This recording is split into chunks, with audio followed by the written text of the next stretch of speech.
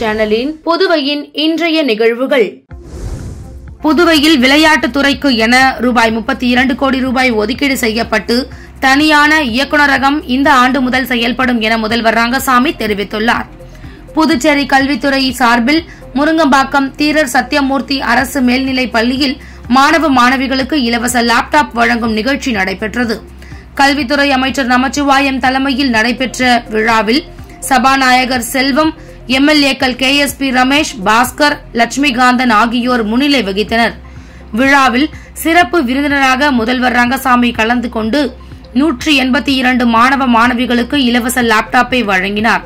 தொடர்ந்து விழாவில் பேசிய முதல்வர் ரங்கசாமி, அரசு பள்ளிகளில் ஏழை மாணவர்களே படிக்கின்றனர், எனவே அவர்களும் மருத்துவ கல்விக்கு செல்ல வேண்டும் என்பதற்காகவே உள் இடஒதுக்கீடு வழங்கப்பட்டது. தற்போது அவர்கள் கல்லூரி படிப்பை எளிதாக கற்க மாதாந்திர நிதி உதவியும் வழங்கப்பட உள்ளது. விளையாட்டில் அவர்கள் சிறந்து விளங்க வேண்டும் என்பதற்காக அந்த துறை தனியாக பிரிக்கப்பட்டு நிகழாண்டில் ரூபாய் 32 கோடி ஒதுக்கப்பட்டுள்ளது. மேலும் அந்த துறைக்கான தனி இயக்குநரகம் நிகழாண்டு முதல் செயல்பட உள்ளது என்றார். புதுச்சேரியில் பொதுமக்கள் குறைதீர் கூட்டம் நடைபெறவிருந்த நிலையில் தேதி மாற்றப்பட்டுள்ளதாக அறிவிக்கப்பட்டுள்ளது. புதுச்சேரி மாவட்ட ஆட்சியர் குலோத்துங்கன் வெளியிட்டுள்ள செய்திக்குறிப்பில், துணைநிலை ஆளுநர் பரிந்துரைப்படி புதுச்சேரியில் ஒவ்வொரு மாதமும் 15ஆம் தேதி பொதுமக்கள் குறைதீர் தினமாக கடைபிடிக்கப்பட்டு வருகிறது. அதன்படி புதுச்சேரி மாவட்ட ஆட்சியர் தலைமையில் அனைத்து துறை அதிகாரிகள் பங்கேற்கும் குறைதீர் தினம் நடைபெற்று வருகிறது. வரும் 15ஆம் தேதி சுதந்திர தினம் என்பதால் அந்த நாள் விடுமுறையாகும். எனவே அன்று நடைபெறவிருந்த பொதுமக்கள் குறைதீர் தினம் வரும் 19ஆம் தேதி காலை 10 மணிக்கு புதுச்சேரி பேட்டையன் சத்திரம் வழுதாவூர் சாலையில் உள்ள ஆட்சியர் அலுவலகத்தில் நடைபெறும். இதில் பொதுமக்கள் கலந்து கொண்டு பயன்பெறலாம் என குறிப்பிடப்பட்டுள்ளது. புதுச்சேரி கடற்கரையோரத்தில் நியமிக்கப்பட்ட உயிர்காக்கும் காவலர்கள் 39 பேருக்கு பணி நியமன உத்தரவுகளை முதல்வர் ரங்கசாமி வழங்கினார். புதுச்சேரி கடற்கரை பகுதியில் பொதுமக்கள் மற்றும் சுற்றுலா பயணிகளின் பாதுகாப்பு கருதி நீச்சல் மற்றும் மீட்பு பணிகளில் பயிற்சி பெற்ற 39 உயிர்காக்கும் காவலர்கள் பணியில் ஈடுபடுத்தப்பட்டுள்ளனர். அவர்களுக்கு அரசு பணி உத்தரவுகளை வழங்கும் நிகழ்ச்சி புதுச்சேரியில் உள்ள சட்டப்பேரவை வளாகத்தில் உள்ள முதல்வரின் அலுவலகத்தில் நடைபெற்றது. அதில் பங்கேற்ற முதல்வர் ரங்கசாமி 39 உயிர்காக்கும் காவலர்களுக்கு பணி நியமன உத்தரவுகளை வழங்கினார். இந்நிகழ்ச்சியில் பொதுப்பணித்துறை அமைச்சர் லட்சுமி நாராயணன், மீன்வளத்துறை இயக்குநர் முகமது இஸ்மாயில் உள்ளிட்டோர் கலந்து கொண்டனர். புதுச்சேரியில் உள்ள தனியார் மருத்துவக் கல்லூரிகளில் அரசின் 50% இடஒதுக்கீட்டை பெறாத புதுச்சேரி அரசை கண்டித்து சட்டமன்ற எதிர்க்கட்சித் தலைவர் சிவா தலைமையில் பேரவையில் இருந்து இந்தியா கூட்டணி உறுப்பினர்கள் வெளிநடப்பு செய்தனர். புதுச்சேரி சட்டப்பேரவை பட்ஜெட் கூட்டத்தொடரின் 7வது நாளான இன்று வரவு செலவு விவாதத்தின் இடையே குறுக்கிட்டு பேசிய எதிர்க்கட்சித் தலைவர் சிவா, தேசிய மருத்துவ கவுன்சில் அறிவுறுத்தலின்படி புதுச்சேரியில் உள்ள தனியார் மருத்துவக் கல்லூரிகளில் அரசுக்கான 50% இடங்களை இதுநாள் வரையிலும் பெறாத இருப்பதின் காரணம் என்ன என்றும், இந்த ஆண்டு அதற்கான நடவடிக்கை என்ன என்பது குறித்தும் கேள்வி எழுப்பினார். அதற்கு பேரவைத் தலைவர் தேசிய மருத்துவ கவுன்சிலின் ஆணையை எதிர்க்கட்சித் தலைவர் கொடுக்க வேண்டும் என்றார். இதனை கண்டித்தும் இந்த ஆண்டிலிருந்து 50% மருத்துவ இடங்களை பெற வலியுறுத்தியும் சட்டப்பேரவையில் இருந்து சட்டமன்ற எதிர்க்கட்சித் தலைவர் சிவா தலைமையில் திமுக சட்டமன்ற உறுப்பினர்கள் நாஜிம், அனிபால் கென்னடி, செந்தில்குமார், சம்பத், நாகத்தியாகராஜன், காங்கிரஸ் சட்டமன்ற உறுப்பினர்கள் வைத்தியநாதன், ரமேஷ் பரம்பத் உள்ளிட்டோர் வெளிநடப்பு செய்தனர். காரைக்காலில் முன்னாள் ஆசிரியர் மனைவியை தாக்கி கொள்ளையடித்த வழக்கில் சிறுவன் உட்பட 7 பேரை போலீசார் கைது செய்தனர். காரைக்கால் திருநள்ளாறு அம்பகரத்தூர் கந்தங்குடி சாலையை சேர்ந்தவர் ஓய்வு பெற்ற ஆசிரியர் ராமலிங்கம். இவரது மனைவி கனகவல்லி. கடந்த 23ஆம் தேதி இரவு ராமலிங்கம் வெளியில் சென்றிருந்த போது வீட்டில் தனியாக இருந்த கனகவல்லியை தாக்கிய முகமூடி அணிந்து வந்த நபர்கள் அவர் அணிந்திருந்த 15 சவரன் செயின், பீரோவில் இருந்த 62 சவரன் நகைகள் மற்றும் வெள்ளி பொருட்களை கொள்ளையடித்து சென்றனர். இதுகுறித்து ராமலிங்கம் அளித்த புகாரின் பேரில் அம்பகரத்தூர் போலீசார் வழக்கு பதிந்து கொள்ளை சம்பவத்தில் ஈடுபட்ட அம்பகரத்தூர் சாகுல், வெங்கடேஷ் என்பதும் அவர்களின் கூட்டாளிகள் அம்பகரத்தூர் விஜய், மயிலாடுதுறை ராகுல், ஸ்ரீதர், புகழேந்தி, மற்றும் 17 வயது சிறுவன் உட்பட 7 பேரை கைது செய்தனர். மேலும் அவர்களிடமிருந்து 32 சவரன் தங்க நகைகள், 5 மொபைல் போன்களை பறிமுதல் செய்தனர். இவ்வழக்கில் மேலும் ஒருவரை தேடி வருகின்றனர். கைது செய்யப்பட்ட 6 பேரை நீதிமன்றத்தில் ஆஜர்படுத்தி சிறையில் அடைத்தனர். சிறுவனை சீர்திருத்த பள்ளியில் ஒப்படைத்தனர். புதுச்சேரியில் 5 பேரிடம் ரூபாய் 3,43,000 மோசடி செய்த கும்பலை போலீசார் தேடி வருகின்றனர். கொம்பாக்கம் பகுதியை சேர்ந்தவர் நிஜாமுதீன். இவரிடம் வங்கி அதிகாரி போல பேசிய நபர் கிரெடிட் கார்டு தொகையை உயர்த்த வங்கி விவரங்களை கேட்டார். அதை கொடுத்த அடுத்த நிமிடத்தில் அவரது கணக்கில் இருந்து 30,000 ரூபாய் எடுக்கப்பட்டது. உப்பளம் பகுதியை சேர்ந்த சுகுமார் என்பவரிடம் பேசிய நபர் தொழில் தொடர்பாக பேசி மொத்த விற்பனையாளர் என கூறினார். அதை நம்பி அவர் 79,000 ரூபாய் அனுப்பி ஏமாந்தார்.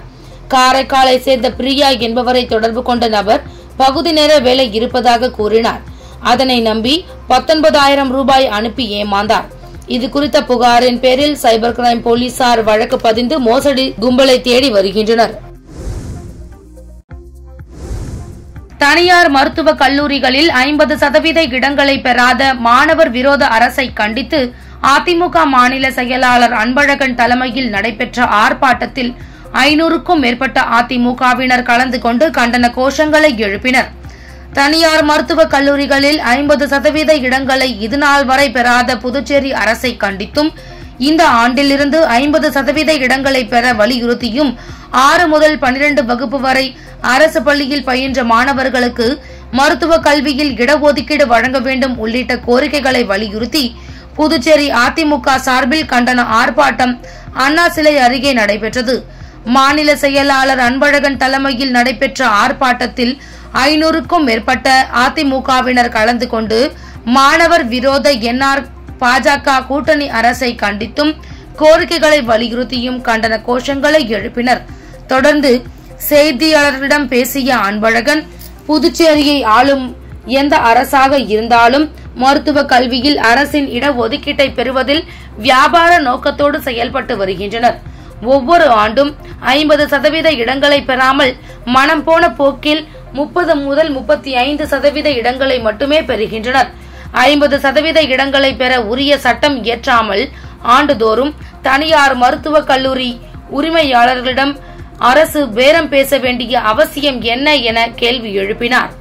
மேலும் தமிழகத்தை போல 6 முதல் 12ஆம் வகுப்பு வரை அரசு பள்ளியில் படிக்கும் மாணவர்களுக்கு மருத்துவ கல்வியில் அரசின் உள் ஒதுக்கீடு பெற தகுதி உடையவர் என திருத்த அரசாணையை வெளியிட வேண்டும் என வலியுறுத்தினார். புதுச்சேரி கோபாலன் கடை அம்மா நகரில் வழக்கு விசாரணைக்காக சென்ற போதைப்பொருள் தடுப்பு பிரிவு காவலர் வசந்தை போதை கும்பல் தாக்கியதில் உயிருக்கு ஆபத்தான நிலையில் சிகிச்சை பெற்று வருகிறார். இந்த சம்பவம் புதுச்சேரியில் பெரும் அதிர்வலையை ஏற்படுத்தியுள்ளது.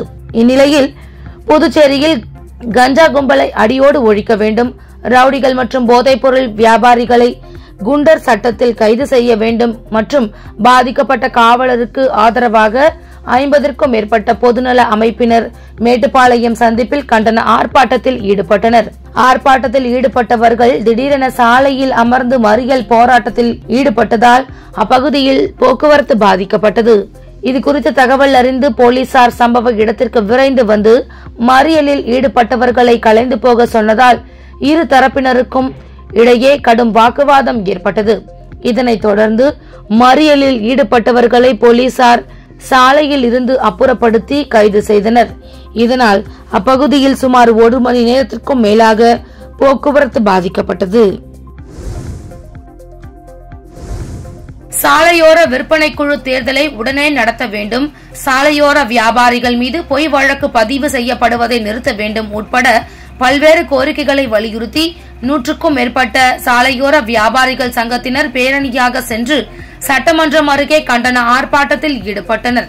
புதுச்சேரியில் ஆக்கிரமிப்பு அகற்றம் என்ற பெயரில் சாலையோர வியாபாரிகளை அப்புறப்படுத்தக்கூடாது, சாலையோர வியாபாரிகள் மீது புதுச்சேரியை ஆளும் என்ஆர் காங்கிரஸ் பாஜக கூட்டணி அரசு வழக்கு பதிவு செய்வதை கைவிட வேண்டும், நிறுத்தப்பட்ட சாலையோர விற்பனை குழு தேர்தலை உடனடியாக நடத்திட வேண்டும், சாலையோர வியாபாரிகள் மற்றும் அமைப்பு சாரா தொழிலாளர்களுக்கான நல வாரியத்திற்கான தற்போது நடைபெறும் பட்ஜெட் கூட்டத்தொடரில் உரிய நிதி ஒதுக்கி செயல்படுத்த வேண்டும் என்பன போன்ற 10 அம்ச கோரிக்கைகளை வலியுறுத்தி ஆளும் அரசை கண்டித்து புதுச்சேரி சாலையோர வியாபாரிகள் சங்கம் சார்பில் 100க்கும் மேற்பட்ட வியாபாரிகள் ராஜா திரையரங்கத்திலிருந்து சட்டப்பேரவை நோக்கி பேரணியாக சென்றனர். பேரணி முக்கிய வீதிகள் வழியாக சென்று சட்டமன்றம் முன்பு வந்தடைந்தது. அங்கு தடுப்பு கட்டைகள் அமைத்து போலீசார் பேரணியை தடுத்தனர். இதனை அடுத்து அங்கேயே கோரிக்கைகளை வலியுறுத்தி சாலையோர வியாபாரிகள் கண்டன கோஷங்களை எழுப்பினார்கள். புதுச்சேரி வீராம்பட்டினம் செங்கழுநீரம்மன் ஆலய ஆடி பெருவிழா கொடியேற்றத்துடன் வெகு விமர்சையாக இன்று தொடங்கியது. இதில் திரளான பக்தர்கள் கலந்து கொண்டு சாமி தரிசனம் செய்தனர். புதுச்சேரி வீராம்பட்டினம் அருள்மிகு செங்கழுநீரம்மன் ஆலயத்தில் ஆடி பெருவிழாவை முன்னிட்டு ஒவ்வொரு ஆடி மாத கடைசி வெள்ளியில் திருத்தேரோட்டம் நடைபெறுவது வழக்கம். அதன்படி இந்த ஆண்டு ஆடி பெருவிழா வெகு விமர்சையாக கொடியேற்றத்துடன் இன்று தொடங்கியது. இதனை முன்னிட்டு விக்னேஸ்வர பூஜை, வாஸ்து சாந்தி மற்றும் கணபதி ஹோமம் நடத்தப்பட்டு கொடிமரத்தில் கொடி ஏற்றப்பட்டது. இதில் வீராம்பட்டினம் மற்றும் பல்வேறு பகுதிகளை சேர்ந்த ஏராளமான பொதுமக்கள் கலந்து கொண்டு சுவாமி தரிசனம் செய்தனர். தொடர்ந்து செங்கழுநீரம்மன் வீதி உலாவும் நடைபெற்றது. வருகின்ற 23ஆம் தேதி வரை நடைபெறும் ஆடி பெருவிழாவில் முக்கிய நிகழ்வாக 9ஆம் நாள் திருவிழாவில் திருத்தேரோட்டம் நடைபெறுகிறது. புதுச்சேரி வெண்ணிலா நகர் பகுதியில் அமைந்துள்ள அருள்மிகு ஸ்ரீ ஆதிசக்தி நாகாத்தம்மன் ஆலயத்தின் ஆடி பெருவிழாவை ஒட்டி திருவிளக்கு பூஜை நடைபெற்றது. புதுச்சேரி வெண்ணிலா நகர் பகுதியில் அமைந்துள்ளது அருள்மிகு ஸ்ரீ ஆதிசக்தி நாகாத்தம்மன் ஆலயம். இந்த ஆலயத்தின் ஆடிப்பெருக்கு விழா கடந்த 6ஆம் தேதி கணபதி ஹோமம் மற்றும் கலச பூஜையுடன் தொடங்கியது. தொடர்ந்து அம்மனுக்கு சிறப்பு அபிஷேகம் செய்யப்பட்டு இரவு திருவிளக்கு பூஜை நடைபெற்றது. அம்மனுக்கு மலர்களால் சோடச தீபாராதனை செய்யப்பட்டு வண்ண வண்ண விளக்குகளால் அலங்காரம் செய்யப்பட்டு பக்தர்களுக்கு அருள் பாலித்தார். தொடர்ந்து வேத மந்திரங்கள் ஓத பெண்கள் திருவிளக்கிற்கு பூக்கள், குங்குமம் கொண்டு வந்து பூஜை செய்தனர். இதில் கல்வியும் செல்வமும் பெருக வேண்டும், குடும்பத்திற்கும் உலகிற்கும் அமைதி நிலவ வேண்டும், தொழில் உயர வேண்டும், சுப நிகழ்வுகள் குடும்பத்தில் பெருக வேண்டும் என வேண்டி திருவிளக்கு பூஜைகளை பெண்கள் செய்தனர். தொடர்ந்து அம்மனுக்கு சிறப்பு தீபாராதனை காட்டப்பட்டு பிரசாதம் வழங்கப்பட்டது. புதுச்சேரி குருமாம்பேட் பகுதியில் எழுந்தருளியுள்ள ஸ்ரீ யோகமாயா லலிதாம்பிகை ஆலயத்தின் ஆடி பூரத்தை ஒட்டி அம்மன் ஊஞ்சல் உற்சவத்தில் எழுந்தருளி பக்தர்களுக்கு காட்சியளித்தார். புதுச்சேரி குருமாம்பேட் பகுதியில் அமைந்துள்ளது ஸ்ரீ மகா சாம்ராஜ்ய லலிதாம்பிகை மற்றும் ஸ்ரீ யோகமாயா லலிதாம்பிகை திருக்கோவில். இந்த திருக்கோவிலில் ஆடிப்பூரத்தை ஒட்டி ஸ்ரீ மகா சாம்ராஜ்ய லலிதாம்பிகை மற்றும் ஸ்ரீ யோகமாயா லலிதாம்பிகை சிறப்பு அபிஷேகம் செய்யப்பட்டு உற்சவருக்கு வண்ண வண்ண வளையல்கள் கொண்டு அலங்காரம் செய்யப்பட்டு ஊஞ்சல் உற்சவம் நடைபெற்றது.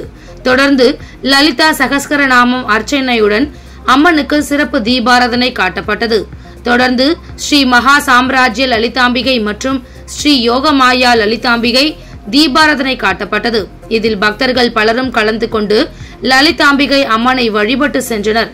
இதற்கான ஏற்பாடுகளை கோவில் குருக்கள் மகேஸ்வர சாஸ்திரி மற்றும் பக்தர்கள் சிறப்பாக செய்திருந்தனர். புதுச்சேரி கோவிந்த சாலை கல்வே பங்களாவில் அமைந்துள்ள அருள்மிகு ஸ்ரீ துலுக்கானத்தம்மன் உடனுரை ஸ்ரீ கம்பீஸ்வரர் ஆலயத்தில் ஆடிப்பூரத்தை முன்னிட்டு நடைபெற்ற சிறப்பு பூஜையில் திரளான பக்தர்கள் கலந்து கொண்டு சாமியை வழிபட்டனர். புதுச்சேரி கல்வே பங்களா கோவிந்த சாலை ஜெயராம் ஓட்டல் எதிரே அமைந்துள்ள ஸ்ரீ அருள்மிகு துலுக்கானத்தம்மன் உடனுரை ஸ்ரீ கம்பீஸ்வரர் ஆலயத்தில் ஒவ்வொரு ஆண்டும் ஆடிப்பூரத்தை முன்னிட்டு சிறப்பு பூஜைகள் நடைபெறுவது வழக்கம். அந்த வகையில் நேற்று இரவு ஆடிப்பூரத்தை முன்னிட்டு சிறப்பு பூஜைகள் நடைபெற்றது. தொடர்ந்து அம்மன், சிவபெருமான் ஆகியோர் சிறப்பு அலங்காரத்தில் பக்தர்களுக்கு அருள் பாலித்தனர். தொடர்ந்து சுவாமிக்கு மகா தீபாராதனை காட்டப்பட்டது. இதில் திரளான பக்தர்கள் கலந்து கொண்டு சுவாமியை வழிபட்டனர். பின்னர் இந்த பூஜையில் கலந்து கொண்ட அனைவருக்கும் பிரசாதம் வழங்கப்பட்டது. இந்த விழாவிற்கான ஏற்பாடுகளை ராஜேஷ் உள்ளிட்ட நிர்வாகிகள் சிறப்பாக செய்திருந்தனர். மேட்டுப்பாளையம் அருள்மிகு ஸ்ரீ களம்காத்த கருமாரியம்மன் ஆலயத்தில் ஆடிப்பூரத்தினை முன்னிட்டு நடைபெற்ற வளையல் அணி திருவிழா நிகழ்ச்சியில் திரளான பக்தர்கள் கலந்து கொண்டனர்.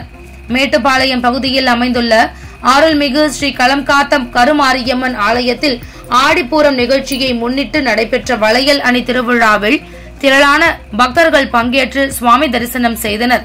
காலை 7 மணி அளவில் அம்மனுக்கு சிறப்பு அபிஷேகம் மற்றும் தீபாராதனையும், 9 மணி அளவில் உற்சவருக்கு சிறப்பு திருமஞ்சனமும், திருமண பாக்கியம் மற்றும் குழந்தை பாக்கியம் வேண்டுவோர் தங்களின் திருக்கரங்களால் அம்மனுக்கு சிறப்பு அபிஷேகம் செய்தனர்.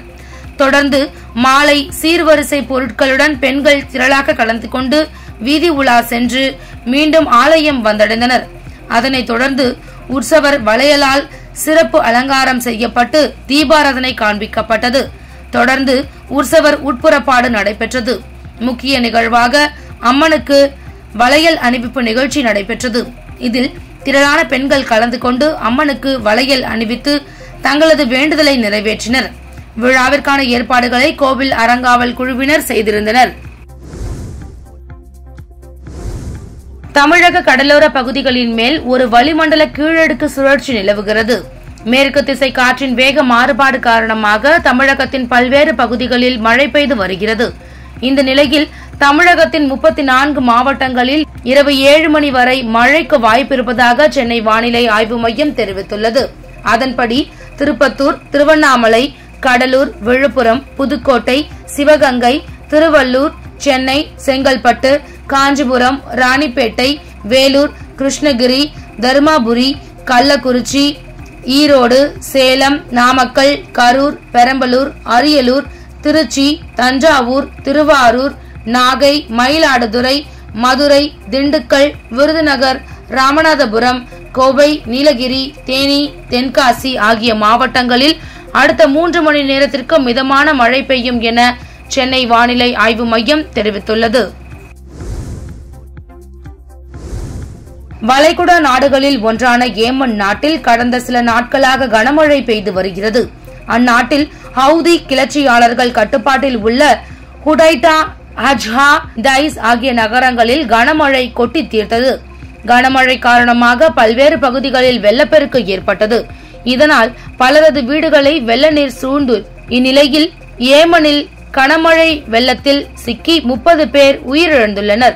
மேலும் பலர் காயமடைந்துள்ளனர். அதேவேளை வெள்ளத்தில் சிக்கிய பலரும் நிவாரண முகாம்களில் தங்க வைக்கப்பட்டுள்ளனர். இந்தியா இலங்கை இடையிலான 3 போட்டிகள் கொண்ட ஒருநாள் தொடர் நேற்றுடன் முடிவுக்கு வந்தது. இந்த தொடரை 2-0 என்ற கணக்கில் இலங்கை கைப்பற்றியது. இதில் நேற்று நடைபெற்ற 3வது மற்றும் கடைசி ஒருநாள் போட்டியில் முதலில் பேட்டிங் செய்த இலங்கை 50 ஓவர்கள் முடிவில் இலங்கை அணி 7 விக்கெட்டுகளை இழந்து 248 ரன்கள் சேர்த்தது. அந்த அணியில் அதிகபட்சமாக அவிஷ்கா பெர்னாண்டோ 96 ரன்கள் அடித்தார். இந்திய தரப்பில் அதிகபட்சமாக ரியான் பராக் 3 விக்கெட்டுகள் வீழ்த்தினார். இதனை அடுத்து இலக்கை நோக்கி களமிறங்கிய இந்திய அணியின் பேட்ஸ்மேன்கள் இந்த முறையும் இலங்கை சுழற்பந்து வீச்சில் சிக்கினர். தொடக்க ஆட்டக்காரர்களான சுப்மன் கில் 6 ரன்களிலும் கேப்டன் ரோஹித் சர்மா 35 ரன்களிலும் ஆட்டமிழந்தனர். அவர்களை தொடர்ந்து நம்பிக்கை நட்சத்திரமான விராட் கோலியும் 20 ரன்களில் வீழ்ந்தார். மற்ற பேட்ஸ்மேன்கள் சொற்ப ரன்களில் ஆட்டமிழந்தனர். வெறும் 26.1 ஓவரில் மட்டுமே தாக்குப்பிடித்த இந்திய அணி 138 ரன்களில் ஆல் அவுட் ஆனது. இதனால் இலங்கை அணி 110 ரன்கள் வித்தியாசத்தில் அபார வெற்றி பெற்றது. இந்நிலையில் இந்த போட்டி முடிந்து இந்த தொடரில் ஏற்பட்ட தோல்வி குறித்து பேசிய இந்திய அணியின் கேப்டன் ரோஹித் சர்மா கூறுகையில், இந்த தொடரில் ஸ்பின்னர்களுக்கு எதிராக எங்களது பேட்ஸ்மேன்கள் சிரமத்தை சந்தித்தார்கள் என்று தோன்றவில்லை. ஆனாலும் ஒவ்வொருவரும் தங்களது ஆட்ட திட்டங்களில் கவனத்தை செலுத்த வேண்டும். இந்தியாவுக்காக விளையாடும் போது எப்போதுமே மன நிறைவு அடையாது. அதிலும் கேப்டனாக அதற்கு வாய்ப்பே இல்லை. சிறப்பாக விளையாடிய இலங்கை வீரர்களை பாராட்டியே ஆக வேண்டும். எங்களை விட இந்த தொடரில் இலங்கை வீரர்கள் சிறப்பான ஆட்டத்தை வெளிப்படுத்தினர். நாங்கள் சூழலுக்கு ஏற்றவாறு காம்பினேஷனை பயன்படுத்தினோம். அதனால் சில வீரர்களுக்கு வாய்ப்பு வழங்கப்பட்டும் வாய்ப்பு மறுக்கப்பட்டும் இருந்தது. இருந்தாலும் நாங்கள் இன்னும் நிறைய முன்னேற வேண்டிய விஷயங்கள் இருக்கின்றன. இந்த தொடரின் மூலம் சில விஷயங்களை நாங்கள் கற்றுக்கொண்டோம். இந்த தொடரில் ஏற்பட்ட தோல்வியால் உலகமே முடிந்து விடாது. இது போன்ற தோல்விகள் அவ்வப்போது வரும். ஆனால் அதிலிருந்து நாம் எப்படி கம்பேக் கொடுக்கிறோம் என்பதே முக்கியம் என்று கூறினார். இத்துடன் சக்தி சேனலின் புதுவையின் இன்றைய நிகழ்வுகள் முடிவடைகின்றன. வணக்கம். உங்கள் சக்தி சேனலின் புதுவையின் அன்றாட நிகழ்வுகளை உடனுக்குடன் தெரிந்து கொள்ள சக்தி சேனல் புதுச்சேரி யூடியூப் சேனலை சப்ஸ்கிரைப் செய்து கொள்ளுங்கள். மறக்காமல் பெல் பட்டனையும் கிளிக் பண்ணுங்க, ஷேர் பண்ணுங்க, லைக் பண்ணுங்க. உங்கள் சக்தி சேனல்.